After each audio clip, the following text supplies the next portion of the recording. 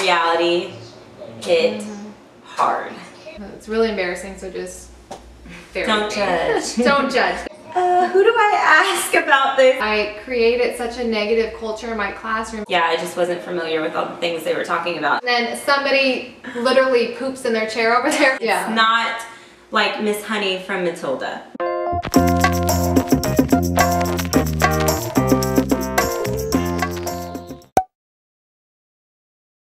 Hey y'all, I'm Whitney. And I'm Michelle. Welcome to the Primary Path. Today we're going to be talking about our first year of teaching. All the things that we did wrong, all the things we did right. And Mostly wrong. Mostly wrong, which is normal, completely normal. Totally okay. Yeah, but all the things that we learned from our first year too. We want to share with you guys so that hopefully some of you first year teachers get, kind of do's and don'ts of your first year. You will definitely figure some out on your own as you go. Maybe just hearing our side, what went well for us and what didn't go well, that can help you start off a little bit smoother. Yeah, a little bit easier. I graduated in May 2014. I actually went on 2 interviews before I went on the interview that got me my first job. One of the interviews, I really liked the school and it felt really good and it felt right, but I didn't get the job. And then I went on another interview. It was in a pretty good neighborhood. It was just one of those interviews, and you might have had this before or will have it. You just know it's wrong. You know what I mean? Like you sit there and you just know.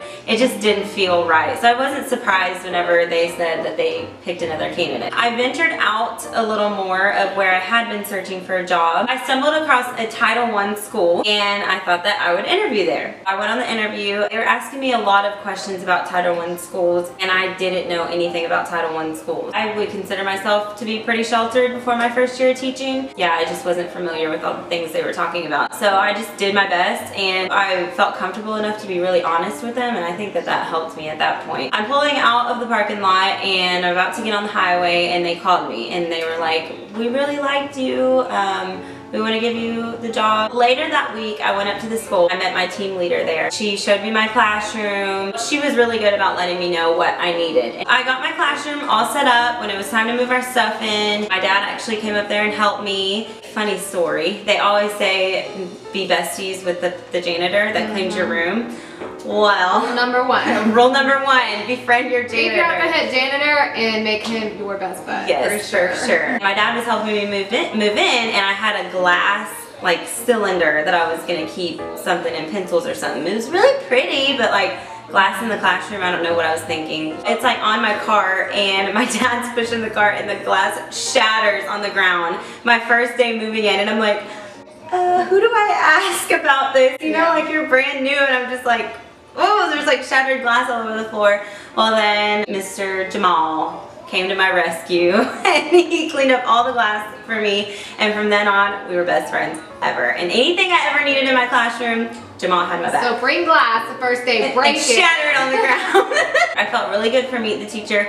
I'm a people person anyway, so even if I didn't have all the cutesy stuff out on the desk, the person next to me, my first year I just kind of relied on me, and I was just like, I hope you like me, you know. One of the dads on Meet the Teacher literally told me to spank his kid.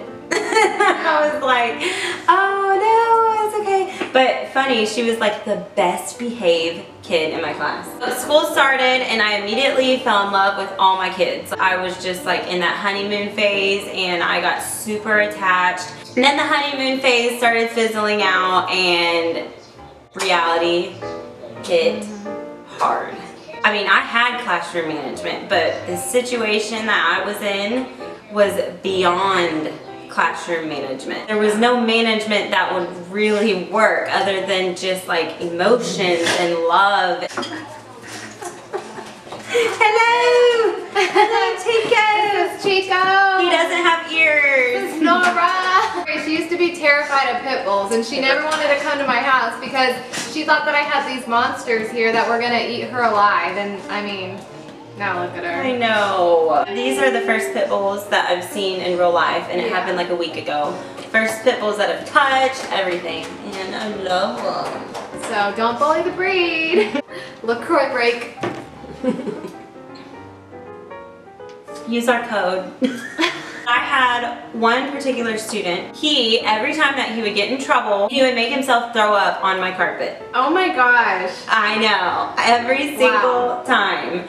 Anytime he did something bad, I had to call his parents, I had to write in his folder. He'd be like, no, no. He'd start freaking out. I was like, no, no, no. I didn't even send him to the nurse because the nurse knew that it was a behavior issue. Like, I would just call someone to clean it. I kind of got to the point with him, like, this is bad, but I would just kind of like take it. I knew that if I had to write in his folder or call a parent, like, I was gonna have puke on my floor. It was almost like he controlled me. Like, it's not a good feeling at all. Another, probably the worst part of my first year teaching, there was a student in 2nd grade, and I'm gonna call him Bob. Bob was just that naughty student, bad student. He was pretty scary. Like, I was pretty scared of him, I'm not gonna lie. He wasn't in my class, but he was in the teacher's class across the hall from me. He was just really hateful and mean to her, and he got in fights all the time at recess with other kids. Other parents knew who Bob was. He had a lot of like just baggage and home issues and just a lot of anger issues and a lot of emotional issues. He was mad or crying all the time. So one day I'm in my classroom and my kids are finishing up their breakfast, and I get a phone call in my classroom, and it's the front office.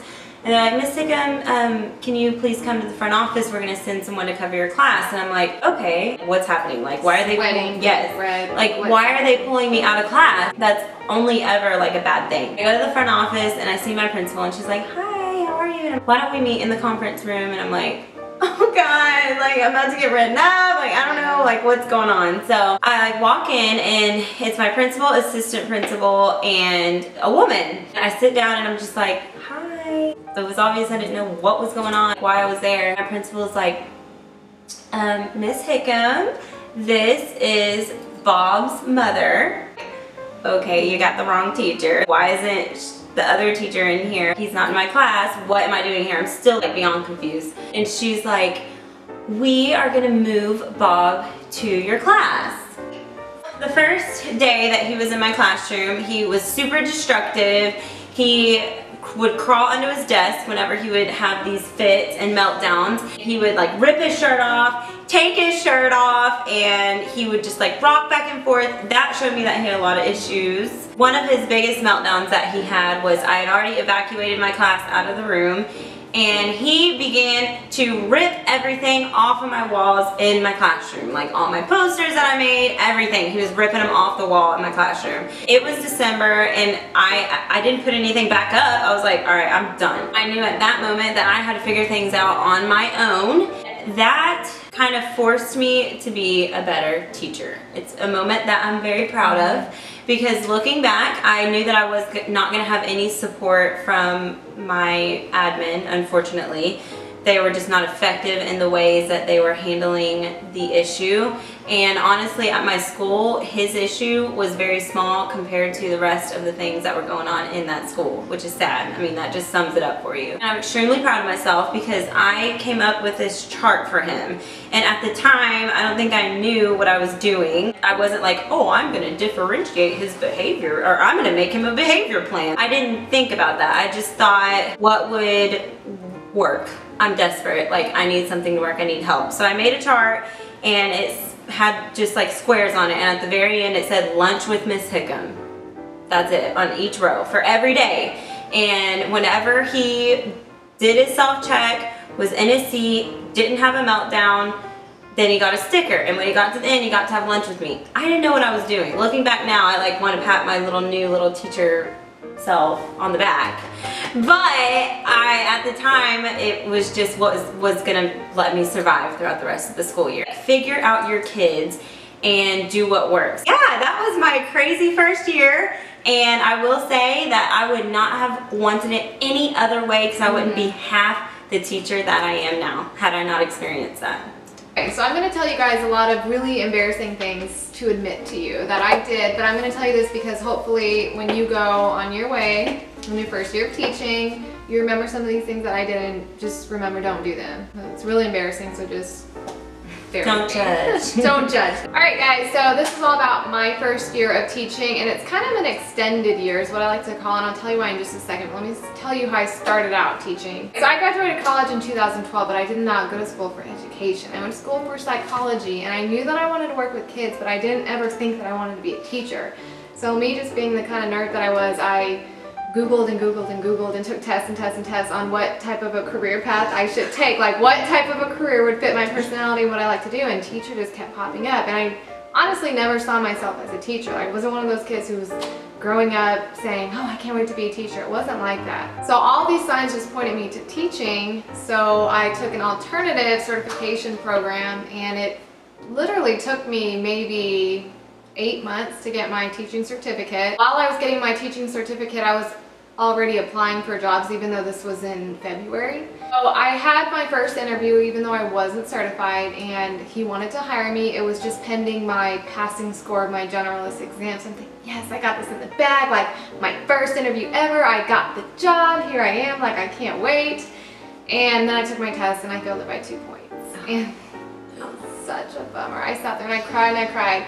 The worst part was I had to go and call the school because he was waiting to hear from me to be like, hey, I got the job, I'm ready to come working. So I had to call the school, and he couldn't answer the phone, and so I was talking to the secretary. I was like, can you tell him that I need to speak to him? And she's asked me, well, what's this about? And I had to tell her. I just got hired, but I failed my teaching. I had to tell her, I was like, can you just tell him I didn't pass? And like just hung up because I was so mortified and so embarrassed. I just figured I would never hear from him again. I'm like, that's it. Like, why did I think I could be a teacher? Like, my hopes are just shot. He calls me back like 2 days later, and sweetest guy ever, I love him to death.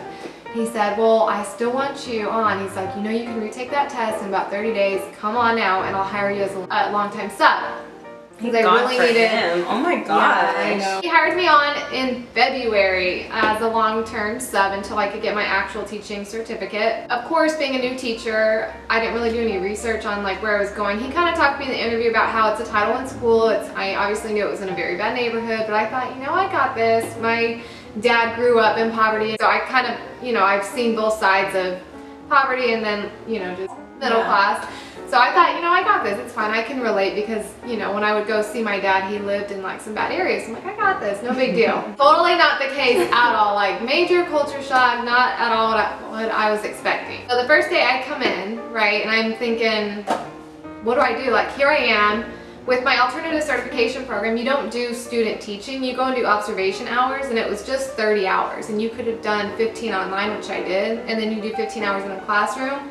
So I didn't really, yeah, it's 15 hours really just, it's not enough time to really get experience that you need, and you know, you don't learn a whole lot with 15 hours in a classroom. So really my half year of my first year, it was just craziness. I walked in the door and they brought me to my room, and I literally just was standing there like, okay, well, what do I do now? Like, what do I do? Where do they need to go? When do they need to be here? And I remember the coach, she just wrote on the board like the times that they needed to be everywhere, and she told me just to get to know my students and you know, just create relationships with them. So that's what I did, and you know, that first couple months it was okay. It really wasn't thinking this is great, like they're writing all these sweet notes and oh, they all love me and they're all just, they want to help you, and it was great. So I knew that the kids were really bad, the administration didn't really, you know, help that much. I didn't have any friends on the team, everybody just kind of, you know, fended for themselves, so it was really just like me against the world kind of. So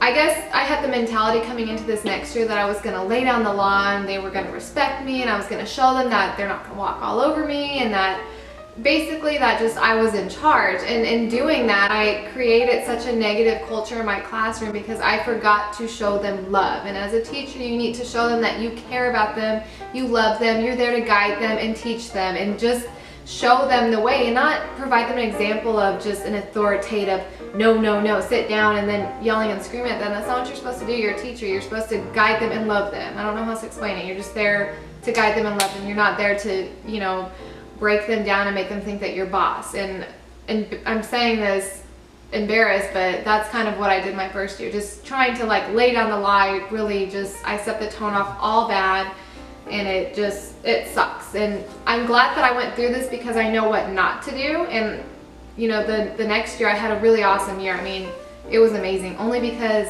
I didn't do what I did the year before, and I totally did the opposite. So I thought to myself, well, I have this awesome classroom management system set up that's gonna just, you know, it's gonna help me all year long. And I did the behavior chart where it shows green, yellow, orange, and red. And as their behavior gets worse and worse, they have to go up there and flip their card in front of everybody. And maybe that works for you if you're, you know, already an established teacher, and that's great. It might, you know, some kids in some areas that might work, but in this specific area, it was not a good thing, okay? So every time they go and flip their card, they have to do it in front of the whole class, and everybody's watching, and it's shameful. It's shameful, and then it almost becomes like they're the cool kids, you know, because they're always getting the attention drawn to them, because they have to go and flip their card. Okay, so that was mistake number one. And they wanted to be, like, they wanted to be bad. They did. So being bad or being disrespectful was like, you're cool, you know? Cool, yeah. So the next mistake that I made was, and this is really embarrassing, you guys, but if it was supposed to be quiet, silent work, everyone's supposed to be sitting in their chair, I would assign a student to monitor the room and to kind of like help me if I was working with a small group, but I would have them monitor the room for people who weren't following directions. And when they found somebody who wasn't following directions, they would flip their card. So in doing that, I created enemies in my classroom because they didn't like the person who went up there and got to flip their card. So basically I gave the authority to other students to discipline other students, which why I did that, I have no idea. I was just busy with my small group and I couldn't take care of them over there who were like with the clipboard. I'm like, you just get so like wrapped you up. Want that time with your group desperately that you're like, because it doesn't come very often. So when you get it, you like need it. So I would just assign somebody who's already working on or already done their work to go and handle the behavior chart. They'd be over there just flipping away because they have all this authority and it's fun for them. Meanwhile, they're creating enemies among everybody around them. Another thing that I did wrong my first year was I focused way too much on the negative things that were happening in my classroom rather than praising and noticing the positive things in my room. So I would get maybe 5, 6, 7, 8 minutes of actual teaching time, and that's when I knew, even though it was so terrible most of the day, when I had that time to really teach kids and to engage them and we were having conversations and they were actually listening and paying attention and learning, it was the best feeling ever. And that's when I knew that this is where I need to be, this is the job for me, I'm so glad I chose this profession. And then it's like then you get dripped off that cloud real quick. It's just like a crash. And then somebody literally poops in their chair over there because it happened. It's just like, well, that was short-lived. Yeah.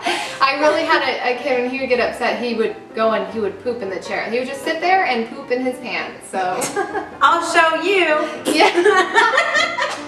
But that's really what he did. So anyways, what I was trying to say is I focused way too much on the negative things. So my positive, fun learning environment just got totally interrupted because somebody was pooping in their pants over there. Or somebody's over there just pinching their neighbor or hitting their neighbor on the back of their head. So I would focus way more on, you know, stuff that's happening out there that it's short-lived. The positive goes away and then it's just all negative, negative, negative. And then your day is ruined. It's hard to bring yourself back up when things start happening like that. So really, if I could give you any advice about teaching, is find the positives. Don't dwell on the negatives. Even if it's somebody who's always acting up, if they sit in their chair, praise them for sitting in that chair. You sat in that chair so well. You have to find the positive because that's where their attention is going. If you're negative, negative, negative, I'm always talking to her because she's doing something bad. I'm always saying, Michelle, Michelle, Michelle, why are you doing this? Everybody's attention's on Michelle. Okay? And other kids see that I'm getting all her attention. Exactly. And they want your attention. They think that they need to act out to get that attention. So it just sends like a wrong message. So just focus on the positives because I could only focus on the negatives. Because whenever you're always focusing on the positive and you're giving that attention, they think, oh, to get attention from my teacher, I need to do something positive. And that's something I learned my first year too. So yeah, and so the next thing that I want to talk about, or actually the last thing, but it's kind of a biggie. Parents are there to help you, okay? You should be able to call the parents and tell them, hey, you know, I'm struggling with this. What can I do? Or, you know, how can we work together to get this issue resolved? And from the start of my first year, I didn't have good communication with my parents. So calling them only whenever their child was misbehaving was a big no-no because one, they don't really know me. They don't know who I am. Two, I'm calling them, telling them that their child is so terrible and they're doing all these bad things. And three, really, what are they supposed to do at school? Or when their child's at school, they're at work, what are they supposed to do? Come over there immediately, you know? So I really messed up by not creating a relationship with my parents before I called them for bad things. Yeah. You are on their child's side, okay? You are not the enemy. You are there for their child. Obviously, you're a teacher. You're there to help their kid, not to make them go in ISS. Like, that's not your job. You're there for their child. They need to know that. Otherwise, their help is going to become ineffective, because if you're overusing it, then when you are trying to use it, it's ineffective, and their child doesn't care anymore because you're doing it too much, which is what I did. So don't do that. We know this video was kind of long, but we wanted it to be in depth with details, and ultimately we just wanted to make this video to help you. If you're one of our Instagram followers, you saw that it was recently really heavy on my heart. I don't know if, like, because I'm starting my 4th year of teaching, I'm feeling like really emotional or nostalgic or something, but it's just been really heavy on my heart with new teachers, because you just remember how excited you are, and just you have this fire inside of you. Like, you're just, this is for you. You're just on fire, and then all of a sudden you actually start teaching and you hit all these speed bumps, and you will. It's not what you think. Yeah. It's not like Miss Honey from Matilda. Even my co-teachers from my 1st year, they felt so bad for me because I really did have, I don't know why, but I had most of the like really, really bad kids in my class.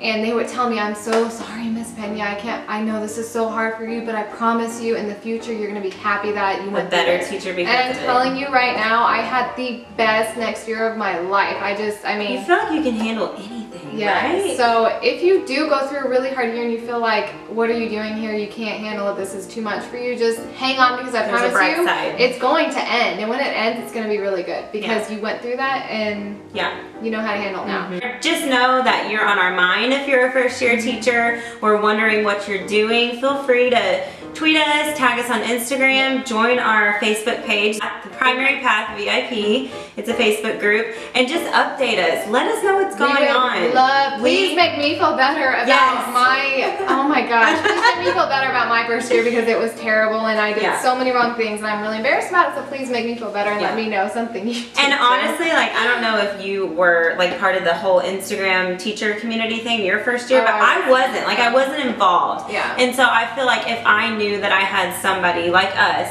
that I could go to and tell them my situation, ask them, like, post in a group, like, what do you do about this? Or this happened, what should I do? Or I'm feeling this way. Like, I feel like that would have helped a lot. Oh, for sure. So just know that we're here for you, and we're praying for your 1st year. And if you need anything, just let us know. Always.